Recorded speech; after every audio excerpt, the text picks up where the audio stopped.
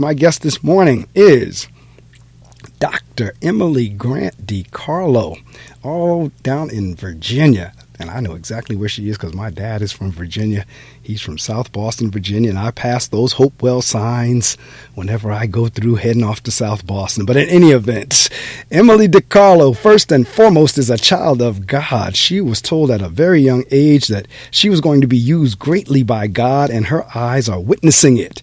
In addition to being an award-winning poet, she is an evangelist, minister, educator, digital creator, natural wellness consultant, author, and researcher. She received her BA in sociology with 126 hours in nursing from Hampton University, that Virginia area. All right, Hampton University, where she also received a master's in guidance and counseling. She matriculated at Virginia State University in the special education graduate program with a concentration in learning disabilities and emotional disturbances. She also attended Living Waters Biblical Institute, receiving a PhD in Christian education, is an associate minister at the Mount Carmel Baptist Church in Hopewell, Virginia. She has served as a special education teacher and guidance counselor in both the public and private sectors in Virginia. She has worked as a clinical social worker in the private sector Horizon House in the state of Pennsylvania.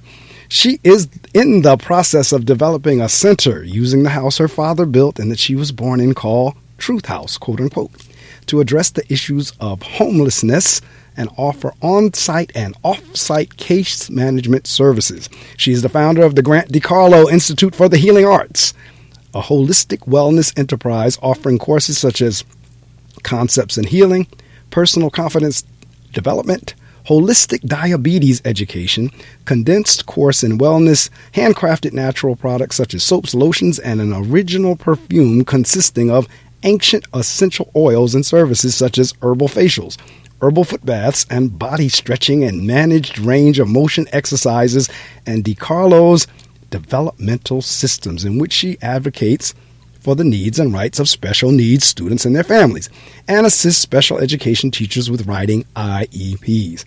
She offers workshops for churches, corporations, schools, colleges, universities, and other organizations entitled Healing Circles. I like that. And Poetry for Healing. She has authored several books and manuals. Her book, Let It Shine, received rave reviews from world-renowned poet Nikki Giovanni and was used as a supplemental text for English 211 at Virginia State University. And her research manual entitled Using Poetry to Promote Reading and Language Acquisition, all right now, was used in the Special Education Graduate Department at Virginia State University. And she has also published 2 children's books entitled Miracle Me and I Can Too. Dr. Emily was also inducted into Tau Sigma Delta Honorary Literary Society for authors who have made significant contributions to literature. And in 2009, her poem entitled Epiphany was published in Essence magazine and received excellent reviews.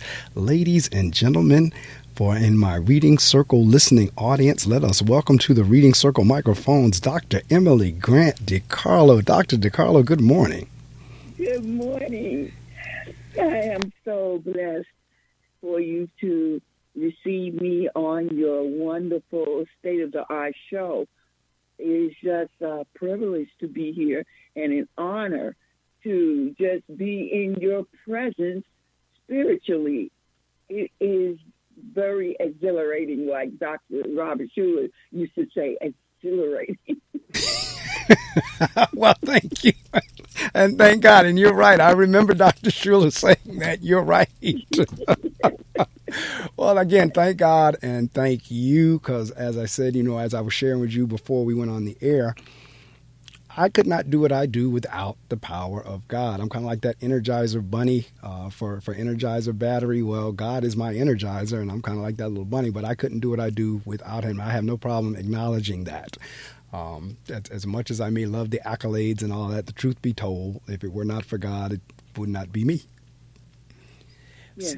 So I thank you so much for rising early with me. And I see Hopewell, Virginia. Like I said, my father is from Virginia, from the Halifax County area, South Boston, Virginia, down there, not too far from Danville. But I do remember seeing... That's where my grandfather is from, South Boston. Get out of here.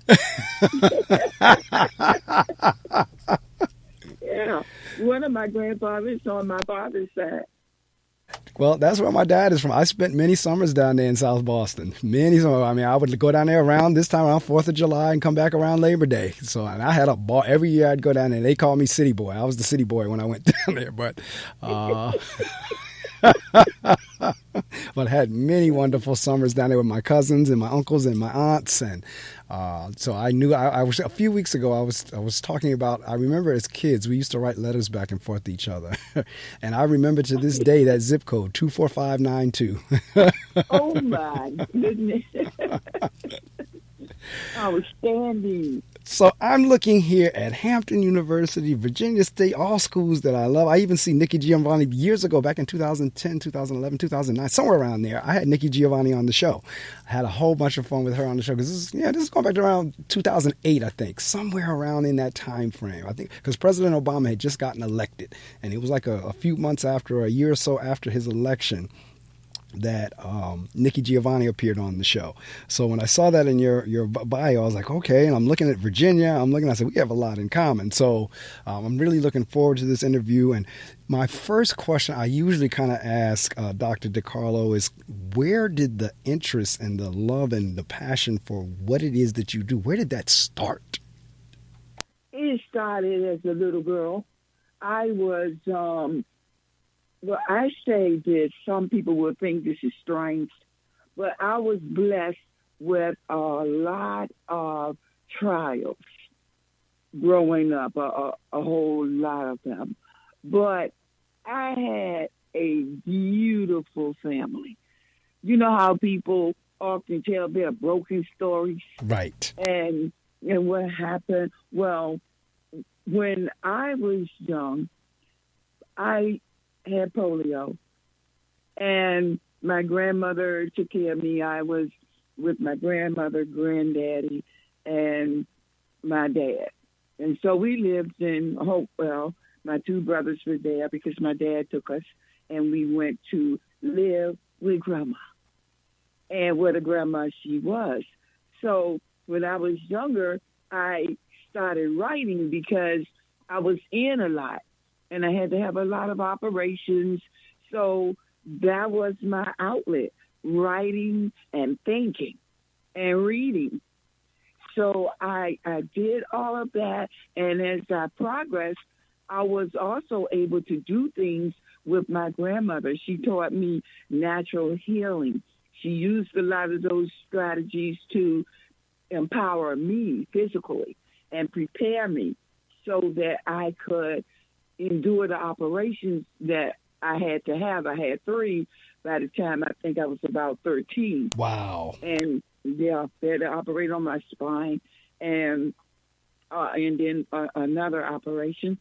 But I was I say I was blessed because during that time, I actually was being inspired. You know, I was able to go to church, which was right beside me, well, about 2 buildings down. And that inspired me so much. I learned about God. I learned from the people that were there, the old saints, you know. They would tell me, God's going to use you. And even though I was going through operations and all of that, would be in the hospital 21 days and then come out, they were so inspirational to me by telling me that God was going to use me and how he had his hands on me, that just lit me up and kept me going. And then, you know, my family, my grandmother, granddad, and dad, and of course we saw our mother, but, you know, she lived somewhere else in town. But all of that, I was blessed with all of that. Having a family of strong people and just being inspired all the time to do different things, to read the Bible, to write, to read different books. And at that time, we had a world of books, right, and magazines and periodicals. We had the Afro American magazine. We had the Reader's Digest. We had Popular Mechanics because my dad would use those books to build things. he built our boat that seated 8 people. So here I am, inspired by all of this creativity, all of this love. And so I was told what I was going to do. I was told I was going to college. And that's right. Yeah, you going to college, and here I was, sometimes could barely breathe. You are going to college, and I'm like, okay. You said I could barely breathe. So I was just inspired by all of that, and all of that led to what I do now. That rich childhood, that having great friends who walked me to school, because I was, now mind you, there was a point when I walked to school in a full body cast. Wow. And only the legs and the arms were out, and the little head, like a turtle. And this was as a child. Yeah, oh yeah. This is a child. I walked to Carter G. Woodson, and Carter G was the school not that far from me. It was far if you had to walk in a body cast, but it really wasn't that far ordinarily. Right. So, yeah. So I had the best friends, though. One was Brenda Bonner, and her dad was the deacon, one of the deacons at the church, Mount Carmel. I went to 2 churches, Mount Carmel Baptist Church in Hopewell, and then also Friendship Baptist Church.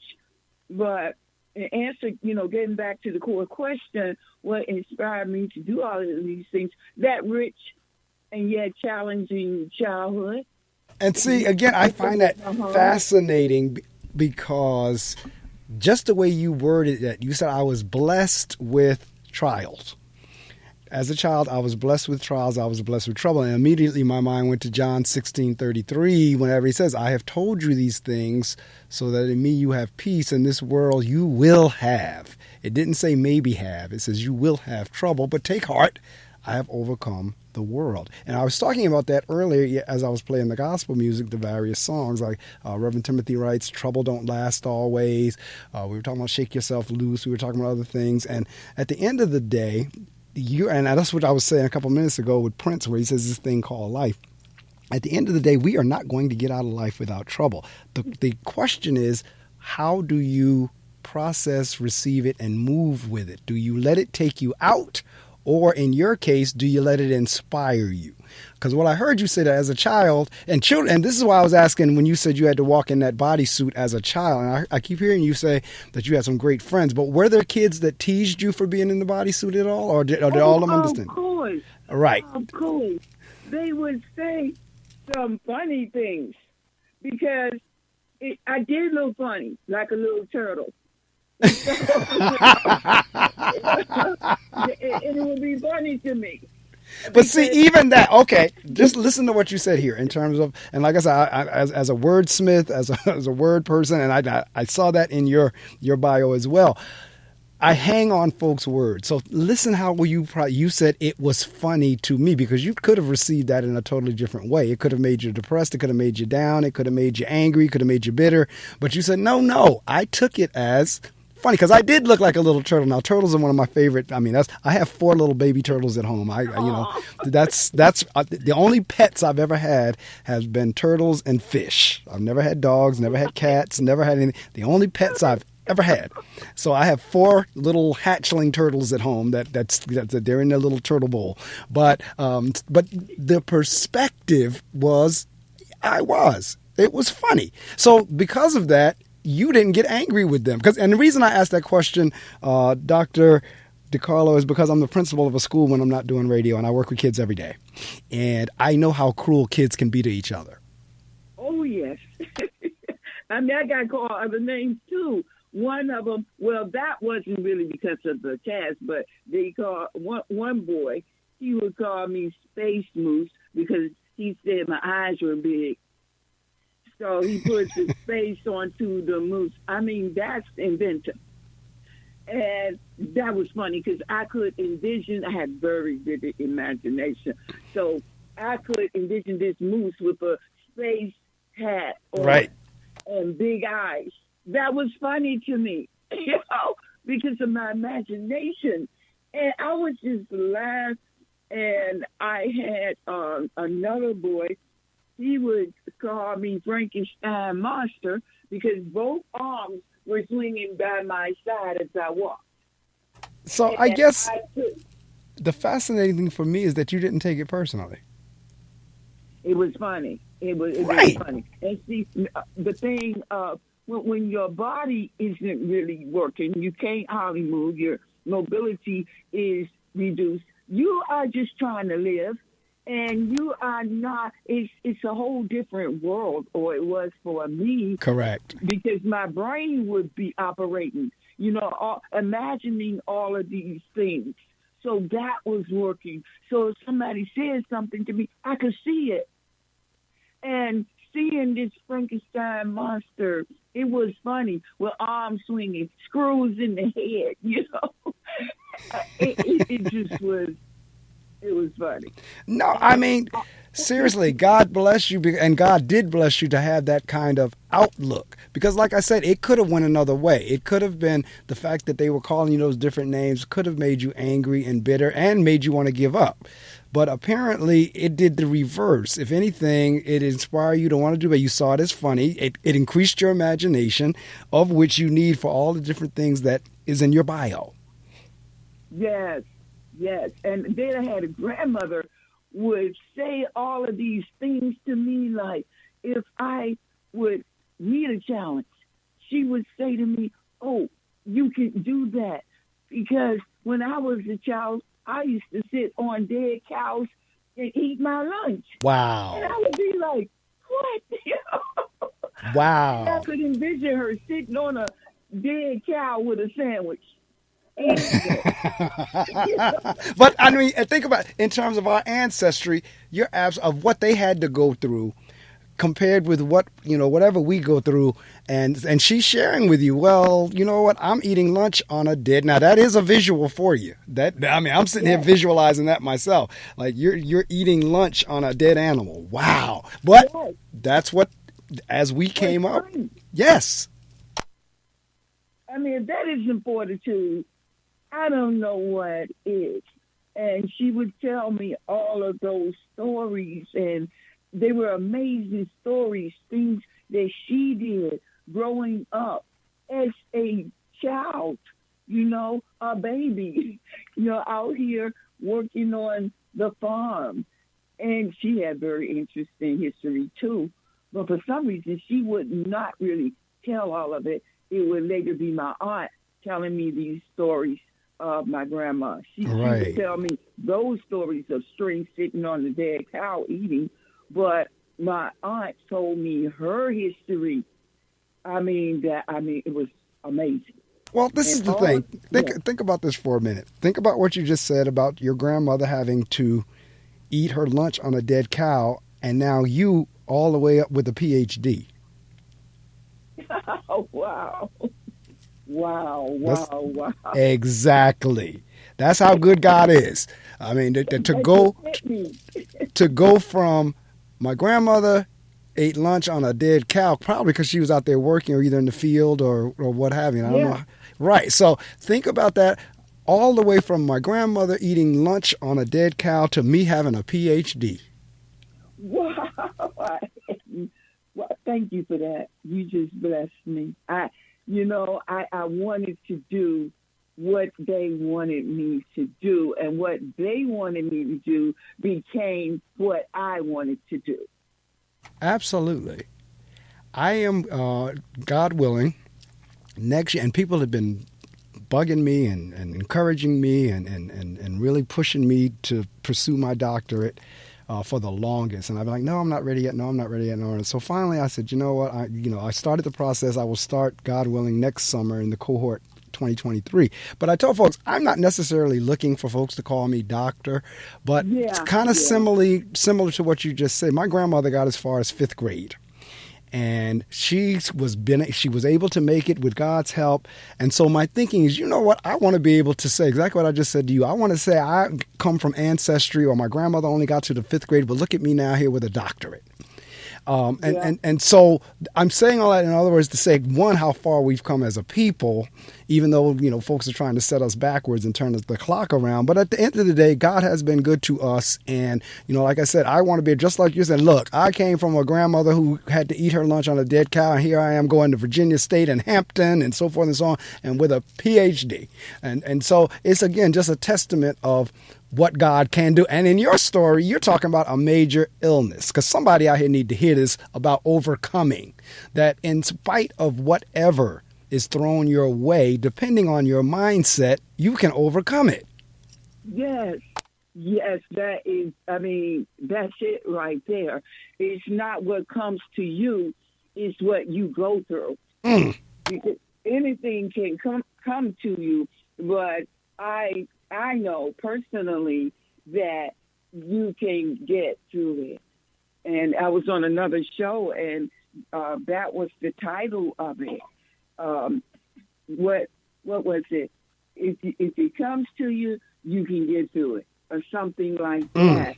And it's so true. I mean, and as I'm talking to you, I'm getting flashbacks, of all these things that I actually have been through. I really don't even have enough time to tell you all of it, because another trial was seeing my father die. He had an illness. And to this day, I'm really not sure what it was. Right. But I just remember that he was really sick. And I was about 11 years old. And I was still waiting for my operations, because when polio struck my muscle fibers, I began to cripple up, I called it, and my spine curved, and I lost my balance. I would fall, and I was going through all of that and waiting for the operations, because they said I couldn't have them until I had reached the age of puberty. So I was about 12 or 13 when they actually operated. But my grandmother was building me up during this time, giving me herbs, doing all kind of things to build me so I could endure the surgeries that were coming up. But during that time now, I'm waiting for the surgeries, but here's my dad, and he's sick, and I'm thinking, I got to take care of him. So my taking care of him was putting a cold rag on his head, sitting by him in the big chair my grandmother had bought for him, one of those big chairs. I think they called it a big boy or something. Right, a lazy boy or a big boy, yes. Yeah, lazy boy. And he would be in that. And I thought I was his nurse. He was my focus. And I was taking care of him, I thought. And his nails were clean. But every day I was coming from school so that I could get the dirt from his nails. He wasn't working. He didn't have any dirt. Wow. But it was like me. I would do that. It was my little thing of taking care of him and talking to him and reading that Bible to him and other books, because he loved books. Now, he had graduated from Hampton, too. All right now. He graduated from So you have Hampton. history with Hampton. You had that history. But I was just saying, through all of that, the trials, and then taking care of him, that also gave me strength, like I was doing this great work. So in terms of a couple of things I want to talk about, did you just mention in terms of the herbs, and I see here about the holistic diabetes education, but I guess my first question would be, based on your experience, is that what led you to work with or become special education teacher, because you're working with special needs children or special ed children? Is your experiences kind of what steered you in that direction to work with that particular population? That was part of it. And then later, when I went to Hampton, I came out with my first 2 degrees. That first one they call it social welfare systems. I call it social work or sociology. But in there, I learned a whole lot about the different things, the way people function and what their needs are. I studied Maslow's hierarchy of needs and understood that if some needs were not met, then you would have a difficult time self-actualizing, which is the top of the pyramid. Correct. And so then I learned in guidance and counseling about the different things, how people's minds work, and then also the educational aspect of it, all of that.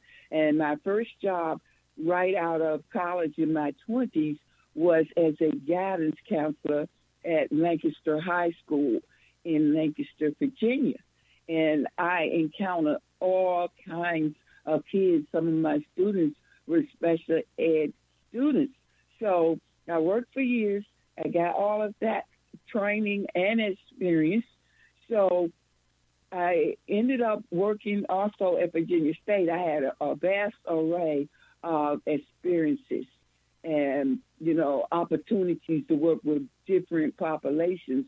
So at Virginia State, as an upward bound counselor, having about 8 schools to serve, I went out like a their counselor, helping students that were first generation college students and students who were supposedly low income. I helped them to get a track and to get on that track to get to college. So I encountered this one boy. And this boy, I will call him Marcus. And this one boy, he was a blessing to me because he supposedly was in a special ed class at one of these students, schools that I serve students. And he was so fascinating to me because his record said that he had TBI, which is traumatic brain injury. Right. So I'm thinking, this boy, he wants to go to the Air Force. So I'm thinking he wants to go to the Air Force, but the record is saying TBI, and he's in all kinds of special education classes. But I kept talking to him. His personality did not say restriction. It did not say handicap. He was full of life. He had goals. He said, I am going to the Air Force. I'm going to learn how to fly. I know that's right. I would co-sign, That's right. That's right. So I'm co-signing everything he said. I'm like, yes, you go, boy. Yes, you're going to do it. I can see you doing that. Right. I can see yourself up there in a park, So here I am, his cheerleader. And he took the ASVAB, we went over the book, and we were looking at some of the strategies to take the ASVAB, the Armed Services Vocational Aptitude. Oh, I know it well because I was in the Air Force. That's why I'm sitting here listening and with bated breath because I was in the Air Force. Wow. I'm familiar with the ASVAB. Well, that's why when he said he wanted to fly, I know that's right. Well, did you fly? I didn't fly, but I fixed. I was a jet engine mechanic. But I was around the aircraft, and I do know how to fly because I fly on the flight simulator all the time now. But Air Force. When you said that, my ears perked up, and I'm so happy to hear that you were encouraging him. Yes, because he told me, and I knew from my background that you could do anything. That's right. And so I learned, hey, tell him, like my grandmother told me, and my dad and my granddad. And when I went to visit my mother, her, and they were all my cheerleaders in my village. And so I was like really enthused about him and him talking like that. So it led me, while I was there at Virginia State, working as an upward bound counselor, to start working on another master's in special ed. Because I said, I want to teach students like this. this is one of my callings. I know that. I hear you, and I tell you, it is a special calling when you're dealing with that population. It really is. So, and you called it exactly right. It is a calling. That's not something that somebody just says I want to do. That is a calling.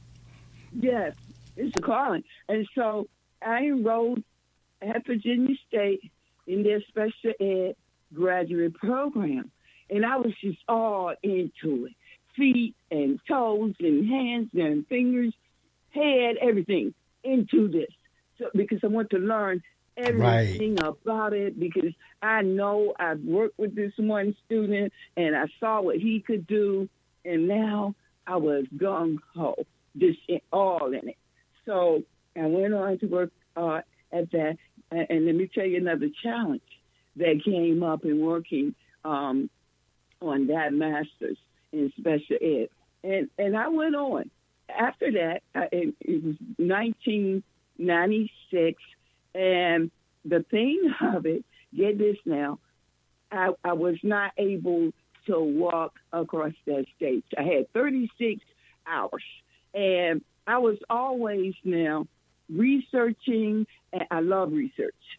Anything I want to know, I'm going to know it. I'm going to find it out. I know that's right. I hear you. So I did a book. I'm working on my master's in special ed. I already got, the other degrees under my belt now. So I'm like, okay, yeah, I can do this. And I researched and had this book called Using Poetry to Promote Language and Linguistics Acquisition. So I did all the research together. I put this book together, and my advisor was like, oh, she was over the top about me. She thought I was the most brilliant thing that she had ever seen. So here I am. I'm like, okay, I fooled her, but that's okay. I'm looking for that. No, you didn't. She was right. But here she is, and Dr. Charlotte Orange, and she's gone on now. But that woman, everything I did, she's like, oh my God, this book, we've got to use it. We got to use it in graduate school. So she was using my book. Teachers, she bought it, and students bought it, and they were using it in the graduate department at Virginia State University as a supplemental text. So this professor, I had declared my thesis, and my professor said, well, use your book. You've already done the research. Use that book. And she was like the interim chairman of the special ed department. So she approved it. So when I went back to the professor and I was telling them, my advisor and the interim, she was the chairperson of special ed graduate school department. Okay, she said for me to use my book. Oh, my God. He was like, no. So we had a meeting. So she was telling him, why wouldn't she? She's done right. this extensive She's already done the research. Right. And do you know, she told me it was ego, and that he would not allow me, a student, to use that. And they were using the book. Wow. But see, that's always the way. But that's another discussion. But yes. Yeah, that's another discussion. Yeah, because that's always the way. But that's that's another discussion. We can go there and invite me back. So we were using that book, okay, in grad school. And so therefore, he would not approve it. It was no problem. It was like God took me around it. I got the 36 hours. I did not march across the stage and get that diploma because I did not do another thesis. But I got my job, Right. I got the job teaching special ed over there in Chesterfield, and they told me I was born to do that. That's what they said in the interview. I got the job the day I interviewed. So it was like he didn't stop anything in my life. So that right there, though, was another blessing. Correct. Because it was a trial, but yet I passed it. I passed Correct. it. Yes. With no bitterness. And when I think of him, my blood does not boil. But when I think of him, I look back and say, wow, his objection was not my rejection. Correct. You know? No, that's exactly right. And see, I love the way you're, like, as you tell the story from your childhood even through now college, whatever. I love the way you're using your trials as stepping stones. Yes. That, God used them as, was the event bad? Yeah. Did you use it as a stepping stone for you to get even better? Yeah, you did. I mean, as we know in that verse that says, all things work together for those who love the Lord. In terms of, it didn't say all things are good. It said all things work together for good. So even when there are things that we go through in life that are not good, and I said it earlier that God holds all the pieces to the puzzle. There's some puzzle pieces we can't see. And so, we moan and we want things our way and we fret and we frown and this, that, and the other. But the truth of the matter is God has all the pieces of the puzzle. So he knows, all right, you know what? You can't see this piece I'm getting ready to put in there and how it's going to work out. So I'm hearing you saying that over and over again, that, you know what? No, this was not good, but it worked out for my good. Yes.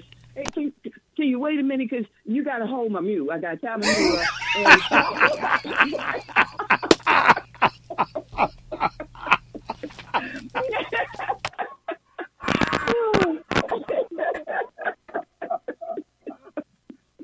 Oh, go ahead, Shirley. See, you got to hold my mule. I know that's right. I'm shouting right now. That's I'm telling right. you because that's good. I tell you, yes, because all those things did not own me. Other people's objections are not your rejections. I know that's right. I'm gonna use that. I got to keep that in my mind as well. Yeah, because people will object to you for whatever reason. They actually are objecting to their past a lot of times, all the things that they didn't do and all the hurt that they had to face. So they have objections in their souls. And I know it. I know what's happening. So I'll pray, for God to bless them. I will still be kind, but I will still keep on going. That's right. Bingo. That's exactly right. I'm going to pray for you. I'm going to love you from a distance. But you know what? At the end of the day, I got to keep moving. Yes. And it was just amazing because also during that same time that I'm working on, the graduate degree in special ed, I also had my book of poetry, Let It Shine, selected as a supplemental textbook. Wow. So your work was actually now being used at the college level. It was, yes, at the college level. And some people, I'm thinking some of the professors, because here I am young and I'm very, excited and my personality is bubbling over. And the professors, some of them was like, what? And I remember my mentor was there, and she was saying, a couple of them had been there, and she called some of them fossils, and I was like, no, I don't, because fossil to me meant old. Right? Like, oh, no, don't use that term. But she would say, they haven't written any books, and that's why. And so she explained a lot to me. But your book is still going to be used, and it was mandatory. It was mandatory, and so here I am. I'm this young, bright-eyed, little bushy-tailed person, not big as 2 minutes together, and they said, "Well, who in the world is she?" So. That did raise some objections, but it still was used. You see, nothing has stopped me, and I look back, and I see it. And, those songs they used to sing, it was It sound like each victory, some other to win. Right. Remember, Yield not to temptation. That's right. Yes. Because every victory that you have, it's a sign that it gives you more courage. Correct. And you will win. You're overcoming. And that's one of my adjectives for myself, overcomer. Well, I love you. I truly love your spirit. I mean, you embody what I talk about so much in terms of mindset and your outlook. And I'm not saying everybody's going to be happy every day. Folks do get sad. But and I know the answer to this question, Dr. DeCarlo. I know the answer to what I'm going to ask it anyway. Throughout all of that, only because mental health is a big issue now. I mean, folks have snapped. Folks are losing their mind. They're depressed. They're all over the map in terms of not being able to cope. And yet, I've heard you now from the time you were a child talk about polio, your dad dying, the trials you had in school, this, that, and the other, and yet you haven't lost your mind. Oh, my God. And let me tell you something. I'm going to tell you something shocking that happened to me in 2018. And I had this beautiful daughter, and she had so many goals, so many gifts. She was just light and love all rolled into one. And so she actually was shot by a policeman in Hopewell, Virginia. Oh, goodness. She was shot on December the 18th, 2018, and that was my mother's birthday. And when they came to get me, that right there, if I did not lose my mind then, I'm never going to lose my mind. I know that's right. And all the other things that came before that, that was my training ground. That was nothing compared to that moment when I was present, when my daughter's bleeding body was on the ground. And if that didn't make me lose my mind, nothing ever. Well, I have to agree, and all I can say is God bless you, and He has blessed you and is continuing to bless you, because you are absolutely, I was just sharing earlier about being with my daughter last Saturday at a function and us dancing together. And so I could not agree with you more in terms of, if that didn't do it, you're right. Like, devil, whatever you're going to throw at me, you know what, hey, throw it at me. Because if that didn't do it, nothing will. That was the worst devastation of my life. And I had been through some devastation. But and it's interesting, that saying, physician, heal thyself, Right. But it's like God heals you. And people say, well, in time, it's not time, it is God. Right. Because time does not heal things. Time can pass. Right. And you can still be broken. That's right. But God can mend you. It's understanding what you are made of. And I preached that sermon, holding it together, from First Colossians and the first chapter and 17th verse. That it says that He was before all things, and in Him all things are held together. I'm being held together by God. Correct. And there's this substance in me and all of us called laminin, and it holds us all together. Every part of you, all your organs in place, they're connected by this laminin, which is shaped like a cross. Right. Yeah, how wonderful is that? I'm being held together by a protein that God put in me, and so are you, and I'm not going to fall apart. And see, all right, now that was last word. Let me see. I'm not going to fall apart. 6 words. Those last 6 words you just said. I am not going to fall apart. And that's where we have to get to, because I was saying, I don't know if you were listening earlier or not, but I was sharing, and I'll share it again, what I was saying. I've gotten to the point now wherein my standard response to people when they ask me, hey, Mark, how you doing? My standard response now, Dr. DeCarlo, is all is well. Yes. My standard response, it is well. And it's going back to that story about the Shulamite woman. Whenever yes. when her son I love that woman. Yes, the son had passed away, and they were all asking her how she's doing, and she just kept saying, "It is well." And ultimately, the son was brought back to life. Now, she could have, "Oh my God, my son is dead. Oh, my son, oh. She could have, but she didn't. She just kept saying, "It is well." Yes, and I bring my daughter to life. I keep her alive. I post her pictures. I talk about her. Right. And I keep her alive because she is alive in my heart. Correct. And I say these things about her, the things that she wants to do. And she was writing a book called A Smile and a Dream. And I'm going to add some things to it and publish it. Well, I tell you what, when you get it published, come back on the show and we'll talk about it. Because, Yes, a matter of fact, I'm looking here at your children's book titles, and clearly it's totally clear to me as to why they would be named what they're named. It says she's published 2 children's books entitled Miracle Me and I Can Too. Yes, and people love the books, People can email me, and I send them out.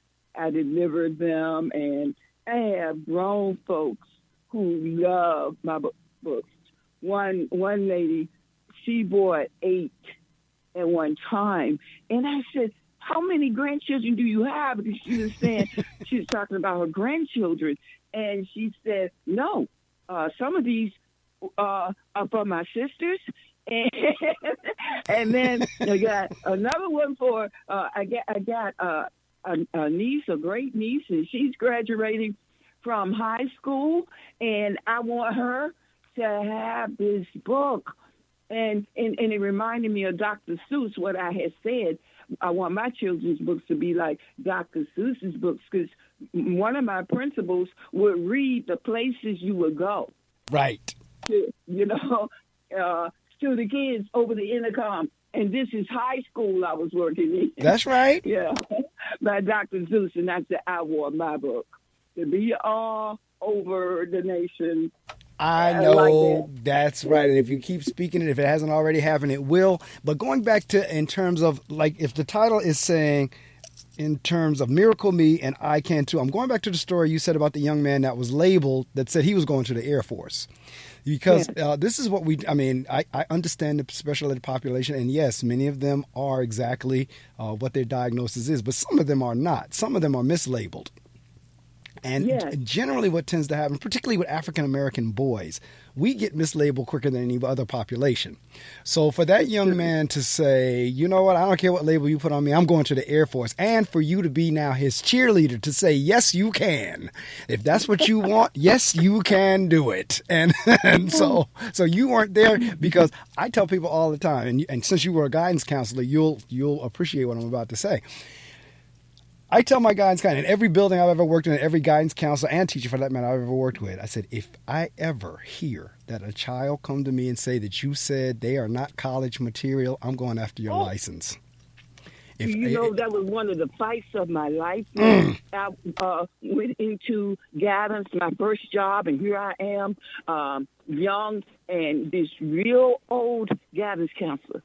She was there. Do you know that lady took me to the State Department of Education because she said that I was misguiding students because I told students who didn't have the prerequisites that they could go to college. See, now listen. So now you don't have the prerequisites, but I'm telling you can still go. Yeah, I said because you can get the prerequisites. Yes. If you don't have algebra, you can take algebra. And I'm like, what in the world? That did not compute with me.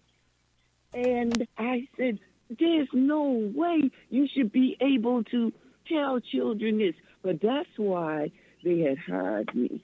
Because, see, they went to Hampton to get me. Right. They went to Hampton. and they asked for, a student. And they got the right one. I know that's right. I had just graduated, and I had signed up at the Career Center, because I said, I'm getting a job. And other students told me I was not going to get a job as a guidance counselor because I didn't have 3 years teaching experience. They had the nerve to tell me what I wasn't going to do. But see, and again, you had the nerve to say, no, this is what I'm going to do. And that's why it happened. Yeah. Because I signed up and I told them the jobs I wanted at the Career Center, college and career placement. And so they called me, and I had already graduated, and they asked me, did I want to interview with these people? They gave me the job on the day I interviewed. One of the questions was, you know what they asked me? Well, I'll never forget it. Because they had the present guidance counselor. Her name was Harriet Kirkman. And I'll never forget it. And she was so sweet. I loved her. And she was young guidance counselor too, like me. And she said to me, are you organized? And I said, yes, I am, in a disorganized way. She burst out and started laughing. I said, you would come to my area and everything that I need would be there, but it would not be necessarily in alphabetical order, but it would be there and I would be able to get it. I would know exactly where it is. And she said, you my kind of person, and told me a story about spilling Downey on the records. That's what she said. She said, oh, I know about this organization, and I know about Murphy's Law. I was like, well, hired me on the spot. Well, there is that thing called organized chaos. And, yeah. And, I have every building, every office I've ever been in, I'll have papers stacked behind me on the floor. I call them my floor files. However, if anybody walks into that office and they're looking for something, I know exactly what pile to go to and can pull that piece of paper out. So I know exactly what you're talking about in terms of, yes, I am organized. I know where everything is. Maybe you don't, but I do. You were referring to the books, but I'm sure in the back of my mind, I was thinking of experiences that I've had, and also I work with children of various ages. But if you would like, I'll read a couple of pages from Miracle. Oh, please, because I usually ask the author to do that because I like the listening audience to hear exactly how the author had in his or her mind how it should sound. It's one thing when we read it, we'll process it how we do it, but when they hear it from the author, that's how you wrote it and how you are hoping that the person reading it would be receiving it and processing it in their mind. So yes, please read from it. Okay. And it begins with a page there, Miracle Me, and it has my name and all of that, and copyrighted by me, because I actually published this book, got the ISBN numbers, and did everything myself. And then took it to the printer, and it came out beautiful. Miracle Me, my Miracle Me creed. I am a miracle, wondrously and marvelously made. I am a miracle, endowed with incredible, limitless power and ability in me. I will dream big, love big, and give big, because the world needs who I am and what I have to give, for I am a miracle, Miracle Me. Wherever I am or wherever I come from, I am a miracle, Miracle Me. Whether I'm big or small, short or tall, move real slow or swift and quick, walk with wheels or limp or a stick, I am a miracle, Miracle Me. Whether I have brown eyes, green or blue, yellow skin, red, chocolate, or any hue, whether I live in the east, north, west, or south, or whatever continent, I am joyful and content. Whether I have a little or a lot, I am satisfied with everything I've got. Whether I have a great big house or live in a tent or a hut, have a large dog or a little pup, I may have many dollars or no money at all, may sit in a king's chair or in a little stall. I am a miracle with lots of love around me. I am as happy as I can be, for I know I am a miracle. Miracle me. For miracles are what God does. He sends the sun as well as the rain. He made the sun and moon and stars, and for sweetness, he made the sugar cane. He gave us everything. Trees for shade, the cows for milk, and the wind for the cool breeze it brings. He made every little bitty thing. And he surely made me with the right shape of my eyes, the right color of my skin. He made me just right, miraculously. I'm a miracle. Miracle me. Whether people think I'm smart or whatever they think of me at all, whatever others think I am or shouldn't be, I am not in this world by the plans of man, but those of a great big God who loves me. I am powerful and strong because of whose arms I come from. The one who made this great big world, and yes, the one who made me. And so many gifts to give to the world. I've got so much for others to see. I've got dreams to fulfill and hugs to receive and to give. I've got a whole lot to do that the world just hasn't seen yet. But I am a miracle.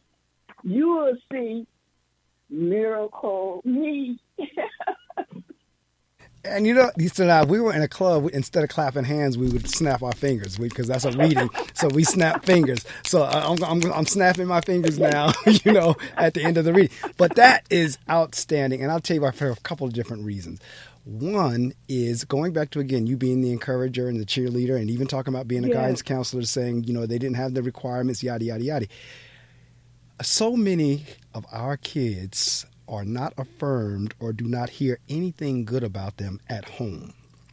Yeah. I've heard parents just call their kids every kind of name right there in the school, certainly as they're walking on the street, telling them they're no good, cursing at them, calling them little S-heads, little this, that, and the other. Yes. They don't hear anything good about them. And now they come along and they get a book like that, or either a teacher or a guidance counselor that will read that is letting them know, yes, you are somebody.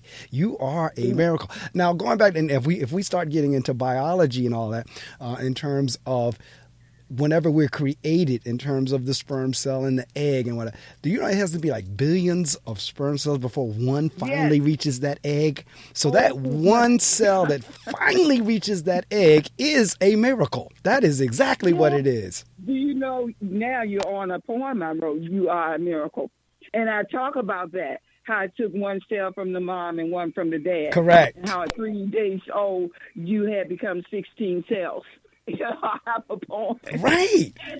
But when you think about that process, though, of like how many billions of cells that didn't make it, and for us to be here, that means one cell did, and like I said, connected with the mother cell, the egg, or what have you, to create us. So the fact that we're here is a miracle in and of itself. Yes. Yes, hallelujah. I got a shout right there. Another hold my mule. Yeah. You know, because that... I mean, that's it. That's a miracle in itself that you got here. That's right. And that's absolutely right. And see, again, that's why, you know, every morning, there's not one morning that goes by that the first thing I say as my feet are hitting the floor is thank you, God, for another day. Yes. Thank you, God, for another day. Because like you said, you know, we don't have to be here. We didn't have to be here. You know, that particular cell didn't have to make it. And yet it did. And we're here. And we're still here. And then I'm listening to you with everything that you've gone through, still have this wonderful spirit. And we know that has to be God, because humanly, we could not do that. It's like, that's why I know there is a God, because there are some things I've gone through as well that I know for a fact is kind of like, I know what I would do in the human sense. And so the only reason I'm not doing it is because of God. Thank you, Lord. So I totally get it. And the one last thing I want to talk before and it's going back to the holistic, about the herbs. You were talking about your grandmother with the herbs, because, you know, don't get me wrong, because I'm very clear on this too. I thank God for doctors. I thank God for technology. I thank God for the research and the medications and this, that, and the other. However, prior to all of that, what we had was those leaves and those sugar canes and those, all those different things in the field that, they go back and get the bush or the leaves or whatever, and they did heal. Yes, they did. I'm a witness. They did heal. And now today, I take no medicines. None, See? and haven't done it for 10 years. See? No, I do moringa powder. I put a teaspoon in some cranberry juice or some black cherry juice, and I drink it. And oh my God, thank God! But I'm not taking the credit from him because he is the healer. Correct. And that body wants to heal itself. If anything happens, you get a cut. You see what happens. You Correct. see how the blood rushes to it because the blood is taking the oxygen. It's taking the phagocytes to it. You see, and it's healing it right then. The healing starts right then at the point of the cut. Correct. Or the injury. No, you're right. No, you're absolutely right. Because I had an experience. I think it was Wednesday night. I was cooking, and I cooked actually baking pot pies. And when it came out of the oven, it started sticking to the bottom. So, Dr. DeCarlo, I'm taking the fork and the spoon, and I'm trying to pull it up from the bottom that it was sticking to, and some of the hot liquid jumped up into my face. And it actually jumped onto my nose. I didn't even know it had burned it. So I don't know if one of the pieces of carrot or the liquid or whatever had landed on my nose. I didn't realize. I go in the bathroom, I look in the mirror, and the skin is off. I have this little pink circle on the top of my nose. And I'm saying that to your point, it immediately started healing. Yes. Yes. Isn't God wonderful? Yes, he is. He created us to heal, and we are already healed. We already have what's in us that is needed. Absolutely. And see, again, you said the magic words again. I am already healed. Now, you want to throw the Bible piece on it? By his stripes, I am healed. So it's like, but see, it's about mindset and the words that you say. Yes. And what you embrace. Yes. Inside of you, what you say. But it also can't be just what you say. It has to be what you know. Correct. And what's in that heart. Correct. And it's reverberating over and over and over. Correct. Hallelujah. I know that's right. Hallelujah, right with you. I know. Amen. Ashe. I know that's right. So Come on now. I love it. Oh my God. This has been so life-giving with you. I told you it was going to be very conversational. I have a ball talking to people on Saturday mornings, and I truly have had a ball speaking with you on the spiritual level and on the natural realm because what you're talking academically and spiritually, and both of them are on point. Right on point. If we could get more people to think like this, we'd have a better world. We'd have more folks who are not as sick as they believe they are. We'd have folks thinking in a different way. So we have come down. Yes, it is. There'd be a revolution. Yes, it would be. No, seriously, I know we're saying that in jest, but it would be. That's exactly what it would be. I'm serious. Yes. So I am going to have you back because the conversation is rich, the conversation is good, and our time is about up. But this is what I do, Dr. DeCarlo. At the end, I just kind of shut off for a few minutes and give you the opportunity to promote.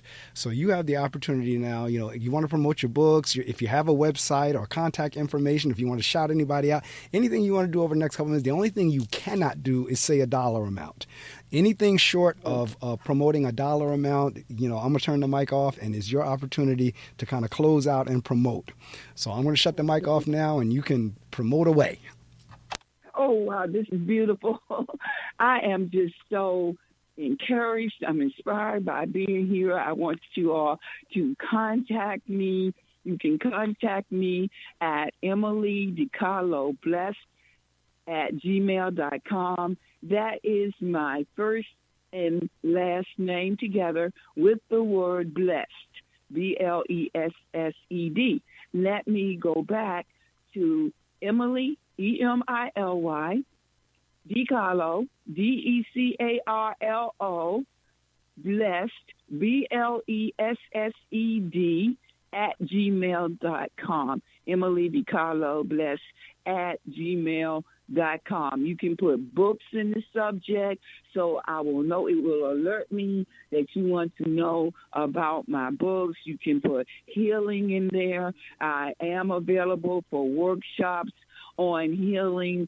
I teach courses for corporations, schools, churches, you name it, organizations, Jack and Jill organization, what have you.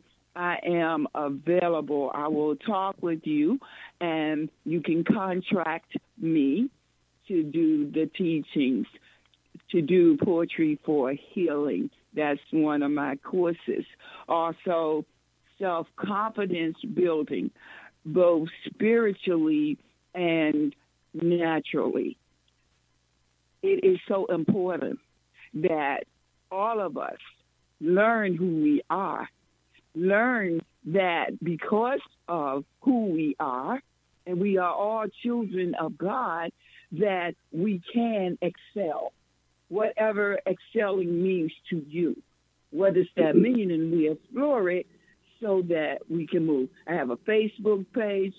It's www.facebook.com/You Are a Miracle. And it's the letter U, the R, and the A, all in lowercase. You Are a Miracle. That's facebook.com/ that's / You Are a Miracle. Now, if you don't get all of this down, just remember my email, and you can get the information that you need. And I'm going to leave you with my other, it's another Facebook page where actually it's two more. But if you don't get all this down, just email me. Put books in the subject, healing in the subject, and I will know right away. That will alert me. Read this quickly.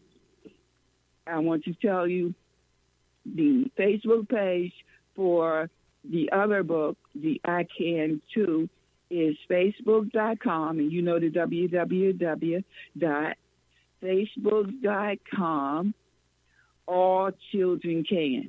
Facebook.com / All Children Can. And then I have facebook.com / don't forget the www.facebook.com / the Grant DeCarlo Institute. And then again, you can't remember all of this, just email me, and I will tell you all the books. I will tell you about my courses. I will give you a phone number so you can contact me, and I will give you those Facebook pages again. And I'm so thankful for being able to share with you this morning. Well, I am thankful that you took the time and thought it not robbery to share with us this morning. I do record the show. It will be up on my YouTube channel. I will email you the links. And once you get them, because I'll send you a YouTube link and I'll send you an MP3 link. And once you get those, they are yours. You can use them however way you choose. But I have thoroughly enjoyed the conversation. Prior to us coming on the air, Dr. DeCarlo and I were talking, and she complimented me, in a way when she says, they always say, Black men aren't doing anything. And she said, I looked you up online and I saw your bio and everything. I said, there's a black man that's doing something. And I thank you for that compliment. And you're absolutely right. There are black men out here who are doing something. It's just that if you listen to the media, you think we don't, but we do. And yes, you would think all of them are out here. And I'm going to share that poem with you when I come back again. It's called Killers of the Dream, but it's talking about all these things that they say black men do, and some are doing it, and it's alert. This form is an alert for them to wake up, but, not all are wearing saggy pants. Not all Correct. Out here thugging, and doing all of these things. And those who are, we got to get to them before they even start. That's right. We've got to get to the male babies like the queen got to Moses. Moses Correct. in the basket, and she got him. So in the basket, he was nurtured. So when they come out of the womb, we've got to start speaking giant talk. Yes. Not midget talk. Yes. But giant. What you king talk. Oh, see, now you're going to have to hold my mule. Go ahead now. Hallelujah. Go ahead. I hear you. Say, now you're preaching. Go ahead now. And if you want, look, you want me to come to your school and do workshops or anything, I am available. I make time. Well, I thank you so much for making the time this morning. I have thoroughly been inspired and enjoyed talking with you. I mean, my spirit has been lifted just talking with you. I feel like I can float on, run on a little bit longer. So I am going to be in touch. I will send you all the information, and I'll get you scheduled another date as well, and we'll continue the conversation. Yes, and we're connected now. Yes, we are. Yes, we are. We are. No, seriously, we really are. And I will stay in touch with you. We can email each other back and forth, pray for each other, or what have you. So you're absolutely right. So I thank you. And then for now, I'm getting ready to head into my last 45 minutes before I need to get off the air. But wow, this has been a blessing. It really has. It has been for me. You have enriched me, and I do honor you. You are a king, and I don't say that word lightly. But you are doing kingdom building work, and you deserve that honor of being called a king because you are working for the King of Kings. I know that's right. I thank you, and I thank God, and I receive that and call you queen back as well. If I perish, let me perish. I know that's right. I'm going. That's right. Have a wonderfully blessed day, wonderfully blessed weekend, week, year, and we will be in touch. Yes, we will. All right. Take care now. God bless. Bye-bye.